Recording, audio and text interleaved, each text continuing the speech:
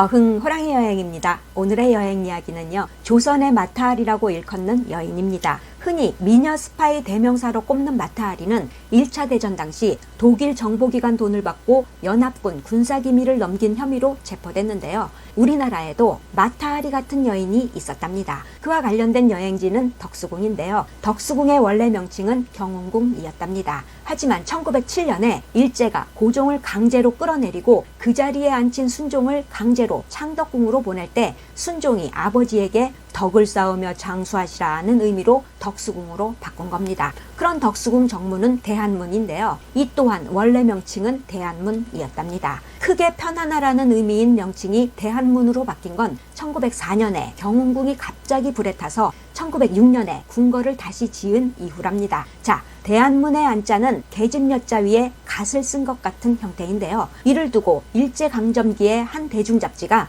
모자 쓴 여자가 궁궐을 뻔질나게 드나드는 게 재수없어서 갓을 쓴 여인을 연상시키는 안자를 한자로 바꿨다는 식의 기사를 내보내면서 꼴보기 싫은 여자 때문에 이름이 바뀐 거란 말이 널리 퍼졌답니다. 그렇게 덕수궁 정문 이름을 바꾸게 했다는 여자는 다야마 사다코인데요. 일명 흑치마라 불리던 조선 여인 배정자랍니다. 경남 김해 출신인 배정자는 1870년생인데요. 태어날 당시 아버지는 말단 공무원인 아전이었지만 고종을 대신해서 왕권을 휘두르던 흥선대원군 편이었기에 나름 지역 실세였답니다. 하지만 대원군이 물러나고 고종이 집권할 때 길을 쓰고 반대하다가 명성황후 일파에 의해 처형됐는데요. 그녀의 나이 4살 때랍니다. 그러니 졸지에 역적가족이 돼서 천민으로 전락한 엄마를 따라서 여기저기 떠돌며 거지처럼 살던 배정자는 11살 때 밀양광기로 발려갔는데요. 어린 나이에 기생생활이 버거웠던 그녀는 2년 만에 탈출해서 양산 통도사로 숨어들어 머리 깎고 비구니가 되었답니다. 하지만 이후에 결국 도망친 관기정체가 탄로나서 밀양관청에 체포됐는데요.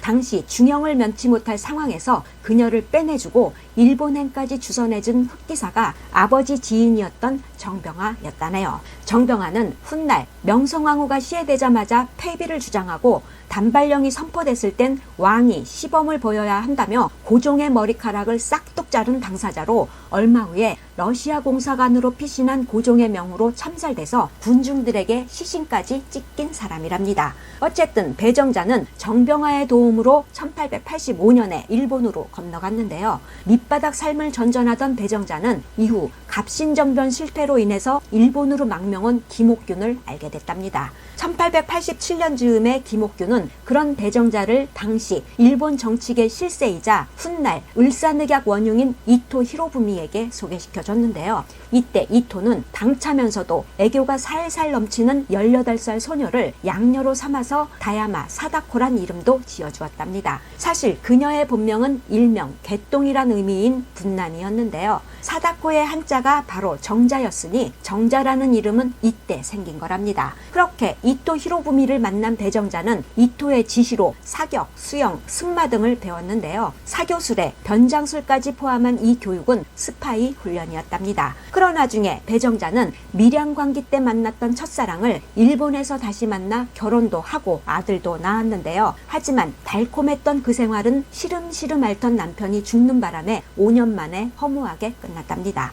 결혼 생활 중에도 철저하게 스파이 훈련을 받은 배정자는 남편이 죽은 이듬해인 1894년에 조선 땅에 발을 들였는데요. 당시 일본 외교관 통역사 명목으로 들어온 거지만 실상은 조선의 상황을 염탐하는 스파이였던 겁니다. 특히 1899년에 일본 공사로 부임한 하야시 곤스케의 통역관이 된 배정자의 임무는 고종에게 접근해서 고급 정보를 캐내는 거였는데요. 이미 청일전쟁에서 승리한 일본 입장에선 조선 침략의 가장 큰 걸림돌인 러시아 동태를 파악하는 게 중요했던 겁니다. 그런 상황에서 배정자는 당시 사실상 왕비나 다름없던 엄비의 측근 남자들을 이용해서 엄비에게 먼저 다가갔고요. 영친왕의 생모인 엄비를 통해서 고종에게 접근하는 데 성공했는데요.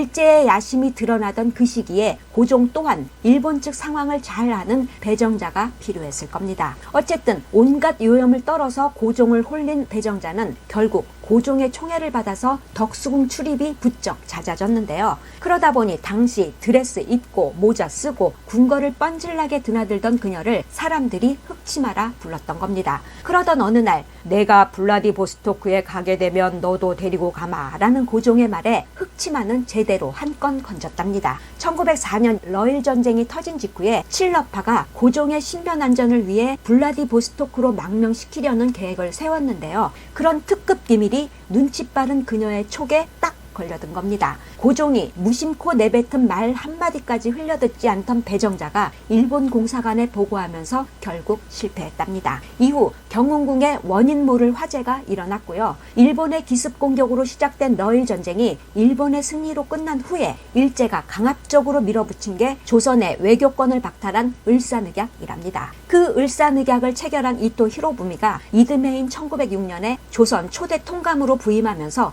흑치맛바람은 더욱 거세졌는데요. 러일 전쟁 와중에 고종 집무실을 제집 드나들듯 하면서 자신의 오빠 배국태를 지금의 서울시장인 한성 탄윤으로 남동생인 배석태를 경찰청장급으로 벼락 출세시킨 배정자는 을사늑약의 부당함을 알리기 위해 헤이그에 밀사를 파견했던 고종에게 감히 물러나란 말까지 할 만큼 기고만장했답니다. 하지만 1909년에 이토 히로부미가 안중근 의사에게 암살되면서 빵빵했던 치맛바람도 수그러들었는데요. 1910년 한일합병 이후엔 주로 만주, 시베리아, 상하이를 넘나들며 일제의 밀정으로 활약했답니다. 심지어 마적단 두목과 동거까지 하면서 빼낸 정보로 독립투사를 잡아들이는데 적극적으로 앞장섰던 배정자는 흑치마 제거에 나선 암살단 움직임에 신변 위협을 느껴서 1927년에 은퇴했는데요. 그런 배정자에게 당시 조선 총독부는 그간의 공로를 인정해서 수백 평의 땅을 선물하고 이후에도 월급까지 따박따박 안겨줬다니 흑치마 활약이 그만큼 대단했었나 봅니다.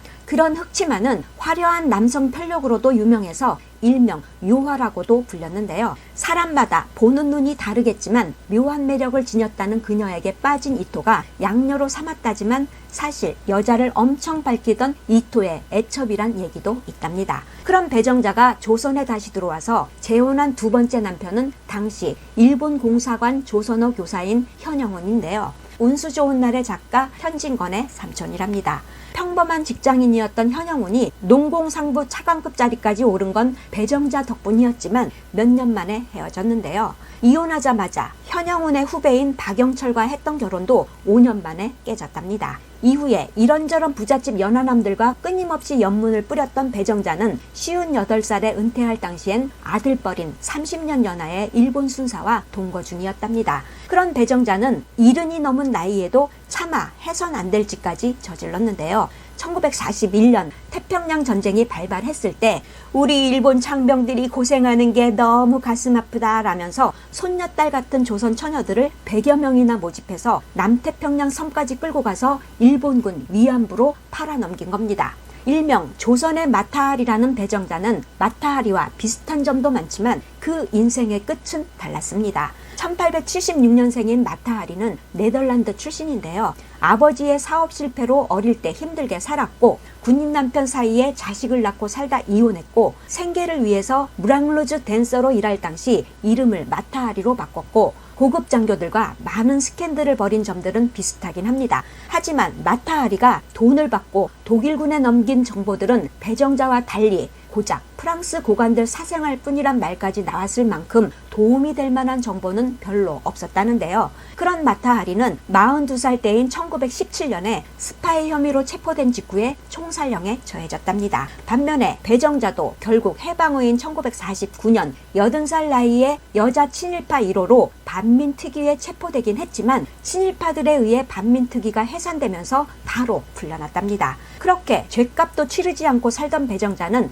6.25 전쟁 중인 1952년에 죽었다네요. 그런 배정자를 여자 이완용이라고도 하지만 이완용과 달리 배정자에 대한 기록은 거의 없고요. 그녀의 입에서 나온 인터뷰나 배정자가 재판받을 때 한 진술이 대부분인데요. 때문에 좀 과장됐을 법한 내용을 바탕으로 영화나 드라마에 심심찮게 등장 등장했던 배정자는 일생에 3번 웃고 3번 울었다는 일화로도 유명하답니다. 명성황후가 죽었을 때, 을사늑약이 체결됐을 때, 고종이 승하했을 당시 우리 민족이 통곡할 때 혼자 깔깔대며 웃었고, 반면에 이토 히로부미가 안중근 의사 손에 죽었을 때는 대성통곡하다 못해 실신했고, 우리나라가 해방됐을 때, 반민특위에 체포됐을 때 펑펑 울었다는 겁니다. 자, 덕수궁 정문 이름이 대한문에서 대한문으로 바뀐 이유는 2007년에 문화재청 조사로 뒤늦게 밝혀졌는데요. 대한은 한양이 창대해진다는 뜻으로 나라가 번성해야 백성도 편한 법이니